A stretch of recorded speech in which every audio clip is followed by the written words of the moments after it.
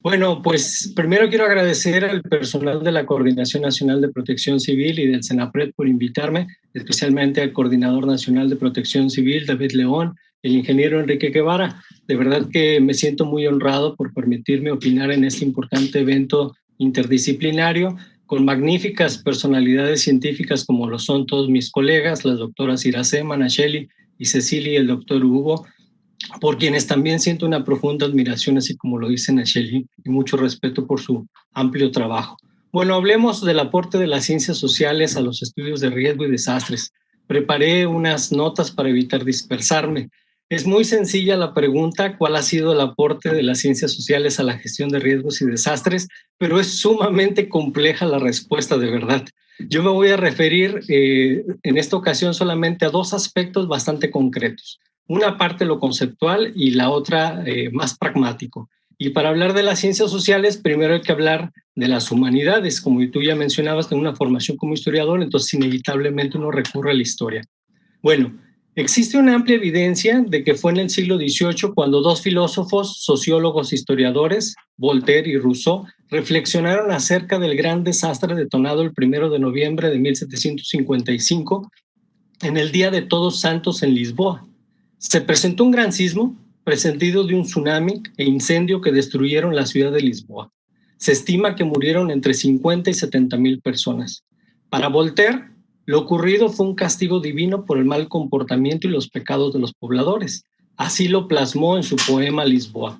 Sin embargo, el joven Rousseau le contestó ese poema con una carta, aportando una explicación bastante distinta. Rousseau, de 43 años entonces, escribió el día 18 de agosto de 1756 lo siguiente: no fue culpa de la naturaleza lo que congregó 20,000 casas de 6 o 7 pisos en ese sitio en particular. Si los habitantes de la ciudad no hubieran elegido agruparse en edificios peligrosos, el daño habría sido mucho menor. Si hubieran vivido adecuadamente distribuidos y en casas más pequeñas, podrían haber escapado fácilmente en el primer impacto y habrían estado lejos del peligroso centro al día siguiente. Pero se quedaron obstinadamente en el lugar, preocupados por su dinero y sus posesiones, y muchos fueron asesinados en consecuencia. En ese mismo tiempo también el filósofo Immanuel Kant, que tenía 31 años de edad, en 1756, escribió lo siguiente: nuestras ciudades de casas altas inevitablemente serán destruidas si las construimos en lugares como Lisboa. Los terremotos son parte de la naturaleza y en lugar de esperar que la naturaleza se adapte a nuestra conveniencia, debemos adaptarnos a la naturaleza. Fíjense lo interesante, lo remoto, 1756, y ya se reflexionaba en este sentido con dos posicionamientos muy claros. Uno desde el esquema naturalista y el otro desde un esquema más social, viendo cuáles eran las contribuciones de la sociedad para que ocurriera este desastre. A nivel internacional, conceptualmente las ciencias sociales fueron influidas por ese cambio de pensamiento. Ahora les cuento.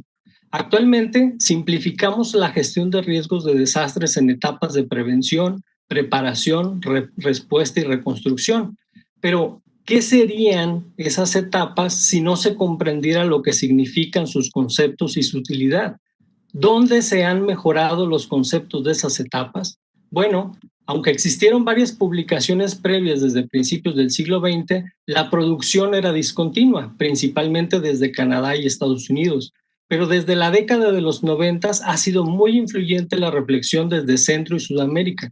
En 1992 en Costa Rica surgió la Red de Estudios Sociales en Prevención de Desastres en América Latina, en el marco del DIR, o el Decenio Internacional para la Reducción de Desastres, y por medio de múltiples investigaciones y publicaciones promovieron un cambio de paradigma propuesto por diversos autores, entre ellos Sorokin, Gilbert White, Oliver Smith, Kenneth Hewitt, entre otros.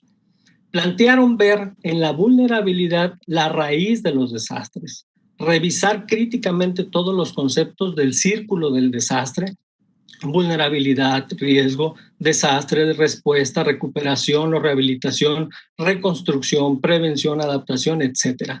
Esas reflexiones han permeado en muchísimos países e instituciones internacionales a través del modelo pragmático que denominamos gestión integral de riesgos de desastre.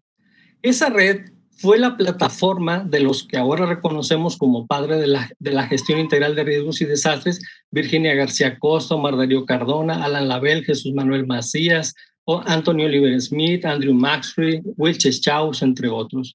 Ellos fueron los que, con un enfoque interdisciplinario y de manera insistente, difundieron por el continente y el mundo que los desastres no son naturales, porque el factor imprescindible de todo desastre es la sociedad y la vulnerabilidad que caracteriza a esa sociedad. Por ello, actualmente aún se insiste en referirse a ellos como desastres asociados a fenómenos naturales, no como desastres naturales, o como desastre detonado por un huracán, no como desastre y huracán como sinónimo, para evitar que se acuse a la naturaleza por el desastre, lo cual implica la evasión de responsabilidades políticas, económicas y sociales. Como han dicho algunos colegas, todos los desastres tienen nombre y apellido. Su propuesta teórica de la red y conceptual surgió de las ciencias sociales, es decir, de la geografía, la antropología, la arquitectura, el urbanismo, la historia y la sociología en un diálogo interdisciplinario. A nivel nacional, también son múltiples los aportes que se realizan en diversos centros de investigación, universidades e incluso consultorías para labores específicas. De acuerdo con CONACYT, el área 5, Ciencias Sociales, incluye las disciplinas de Administración, Ciencia Política y Administración Pública, Comunicación, Contabilidad, Demografía, Derecho, Economía, Geografía, Sociología y Prospectiva. En ese sentido, es pertinente recordar algunos de los aportes recientes desde varias disciplinas, sin un afán de ser exhaustivos, porque es muy amplia la producción y casi imposible dar cuenta de todo en tan poquito tiempo que tenemos en esta ocasión. Por ejemplo, la demografía. En la demografía se han realizado múltiples publicaciones desde instituciones como SEDATU y las Secretarías de Desarrollo Urbano en distintas entidades. Conforme pasa el tiempo, se va mejorando la calidad de sus representaciones y de su composición de elementos. Personalmente me tocó dirigir 2 estudios de viabilidad y costo-beneficio de reubicación en poblaciones asentadas en zonas de riesgo, que incluían crear desde la monografía del asentamiento, o sea, de la localidad, para explicar su origen, buscar los antecedentes históricos de desastres, hacer el estudio técnico geomático con un equipo interdisciplinario e ingenieril, topógrafos, trabajo con personal de trabajo, estudiantes de trabajo social, y realizar también trabajo etnográfico con los representantes de cada una de las comunidades y representar esos datos en mapas, en cotizaciones y en justificaciones cualitativas también, para explicar por qué tenía que reubicarse ese lugar o por qué tenía que realizarse una serie de obras para mitigar los posibles impactos que se pudieran presentar en ese sitio. La contabilidad y la economía también se han realizado múltiples publicaciones en estas disciplinas. Puedo destacar los números especiales de impactos económicos de desastres anuales que se elaboran en el CENAPRED, así como las publicaciones de estudios de caso, como el libro El Sismo de Tecomán del 2003 o el libro sobre el huracán Odile, obra en la que participó Norland García cuando trabajaba en CENAPRED.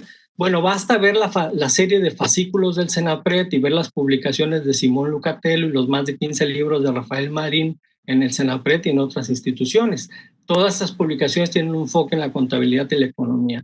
En materia de ciencia política y administración pública también es bastante amplia la producción. Yo nada más voy a mencionar aquí un caso. Se han producido varias investigaciones, pero puedo destacar, por ejemplo, el libro de Políticas Públicas y Desastres, coordinado por Daniel Rodríguez, Simón Lucatello y Mario Garza Salinas, así como todos los libros de Mario Garza Salinas.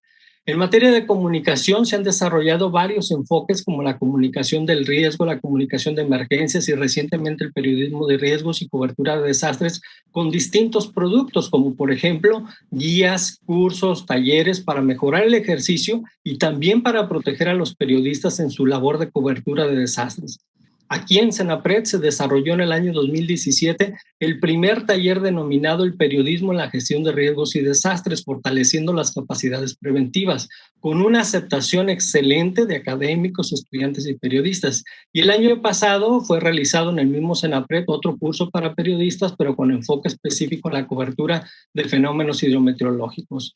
La geografía humana también tiene una enorme participación en la gestión integral de riesgos y desastres. Es muy específica, pero si abrimos la producción a la geografía en general, encontraremos muchas investigaciones publicadas en artículos y libros, por ejemplo, las realizadas por Georgina Calderón y todas las publicaciones de Iracema Alcántara y de Nacheli Ruiz, aquí presente.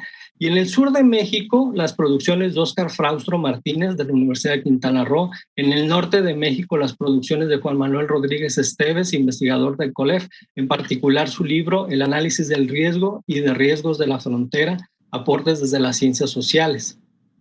En sociología y prospectiva también hay muy buenas producciones. En el norte de México, las producciones de Lourdes Romo, del COLEF, en particular su libro Riesgo de desastres en México, eventos hidrometeorológicos y climáticos, disponible además de manera gratuita a través de la página del INTA, o el libro del año 2018 que coordinamos con el investigador, el doctor Joel Audefroy y su servidor, que se llama Desastres asociados a fenómenos hidrometeorológicos. Ambos libros están de forma gratuita a través de la página del Instituto Mexicano de Tecnología del Agua.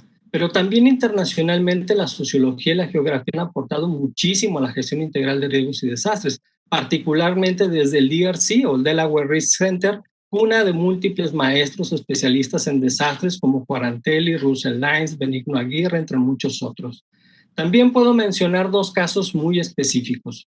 En el marco de la Plataforma Global para la Reducción de Riesgos de Desastre organizada por la ONU en el año 2017, la extraordinaria doctora Virginia García Costa nos convocó a varios colegas de México, Alemania, España y Estados Unidos a un panel para presentar aportes de la historia al estudio de desastres. Allí en Cancún se presentaron varios casos, yo voy a mencionar solamente un par. Desde 1986, el CIESAS ha desarrollado proyectos de investigación aplicada que inician con la elaboración de un catálogo de eventos desastrosos y naturales, no necesariamente desastrosos. Estos compendios de datos, una vez publicados, sirven para fortalecer los antecedentes históricos que se requieren para elaborar herramientas que sirven para la planificación urbana y el desarrollo, como lo son los atlas de peligros estatales y municipales, los programas estatales de ordenamiento territorial, las estrategias para el desarrollo de ciudades resilientes, los planes de desarrollo urbano y de pueblos y ciudades, y hasta los estudios de impacto social que solicita la Secretaría de Energía. Hace poco participé en uno de estos estudios previos a la instalación de un ducto de gas y fue muy útil contar con información histórica y social de lo que había ocurrido en un lugar en específico. El segundo caso es una publicación comparativa entre el huracán Patricia y el de mayor poder reportado en el Pacífico mexicano con el huracán de 1959. Esta publicación fue difundida por el National Hurricane Center. La investigación surgió como tesis de maestría de su servidor, pero permitió recolectar información por medio de entrevistas y documentos muy útil para comprender las características del fenómeno, los daños ocurridos, los impactos, efectos y su trayectoria. Al comparar ambos eventos y revisar todos los antecedentes históricos de otros huracanes, se hace posible notar que el periodo de recurrencia de eventos similares de categoría 4 o 5 que impactan en el occidente de México es de 50 años. Todos esos datos recolectados permiten prevenir ante escenarios similares y anticipar zonas de inundación, tipo de afectaciones en el puerto de Manzanillo, zonas más afectadas, riesgos principales, zonas de deslizamiento de laderas, etc. El libro, si gustan, lo pueden consultar a través de Google Books de manera gratuita y se llama El Huracán del 59. Por lo anterior, es notable que debemos incorporar a la antropología, la historia y la arquitectura, que aunque ante CONACYT no son ciencias sociales sino humanidades, pero han realizado un enorme aporte a los estudios de casos de desastres en particular y de las respuestas sociales ante desastres en lo general. Todo eso incide de varias maneras en las etapas que denominamos gestión de riesgos y desastres. Los proyectos del CIESAS han permitido la elaboración de catálogos de sismos, ahora en línea a través de la página sismoshistóricos.org o el catálogo de desastres agrícolas. Nos han permitido también documentar los antecedentes históricos del ENSO y recientemente hemos elaborado un catálogo de huracanes y de su memoria histórica en un periodo de 500 años, compuesto por información que inicia desde el año 5 Pedernal hasta el huracán Janet de 1955. Por cierto, este fabuloso catálogo ya fue aprobado por el comité editorial y estamos buscando financiamiento para publicarlo como coedición, por si alguien se anima en este momento. Es el producto de trabajo interdisciplinario con antropólogos, historiadores, meteorólogos, climatólogos y decenas de estudiantes por 12 años de trabajo sistemático en archivos internacionales, nacionales y locales. También entre el CIESAS, la ENA y el Instituto Mora se ha desarrollado el seminario permanente de las endemias, pandemias y en el mundo iberoamericano. Recientemente el proyecto para documentar lo ocurrido con la pandemia de influenza H1N1 del año 1918. De este proyecto ha surgido un libro único en su propuesta porque por primera vez se reunió un amplio grupo de investigadores para estudiar qué sucedió con la epidemia de influenza en la mayor parte del país, qué afectaciones produjo y qué número de fallecidos y las respuestas sociales institucionales. Por lo anterior, contiene una enorme riqueza. El libro ha sido aprobado ya también por el comité editorial y ahora estamos buscando financiamiento para publicarlo, porque los recortes presupuestales han sido de verdad más desastrosos para la producción científica que los propios desastres. De hecho, por el contrario, los desastres han propiciado mayores investigaciones desde el enfoque de las ciencias sociales para evitar que vuelvan a ocurrir otras tragedias. Hasta aquí mi participación. Muchísimas gracias.